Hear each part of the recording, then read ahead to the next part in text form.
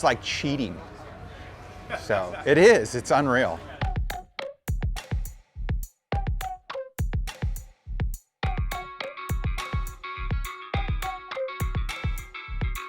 And I'm driving along and it was just chattering. I mean, really bad. I call Mike, I go, man, I need to do something different with our suspension. I go, and I just don't think it's the shocks. He goes, no, we can adjust the shocks, it'll work. I go, what do you do? He goes, take the small knobs, go out one click, go two in with the other knobs. So I literally pull over, I do that and get back on the freeway, problem solved. Now the compression adjuster determines how fast or slow the shock is able to compress. Now what that does for you is it's either going to make your ride soft and supple, or it's going to make it a little stiffer so that it can prevent hard bottom outs. The way it's doing it is fairly technical, but basically you've got a shock when it displaces fluid by the shaft going in and the space of that shaft taking up the room, the oil is going into the reservoir. The DSC valve is allowing that reservoir flow to be controlled. And you've got a low speed and a high speed clicker that you can adjust.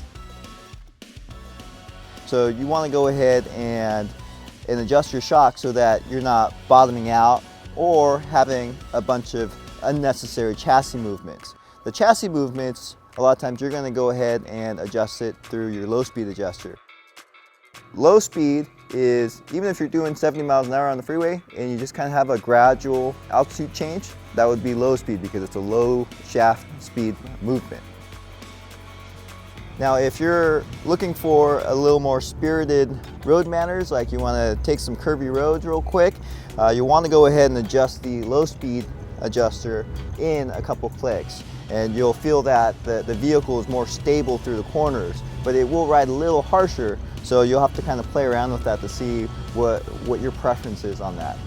So typically if you're going camping and let's say you added 400 or 500 pounds to the back of the Jeep, you're going to want to go in with your low speed adjuster, probably about 2 clicks, and you'll feel the difference there. And then if it's not enough, you can go a little more, or if it winds up feeling a little stiff, you can go ahead and back that out a little bit.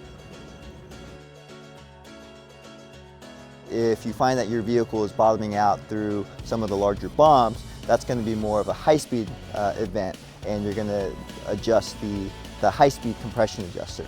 Your high-speed adjuster is going to be for the sharper bumps. So like if you were to go and run over a curb or something like that, that's a fast suspension movement, which is what your high-speed compression adjuster adjusts for.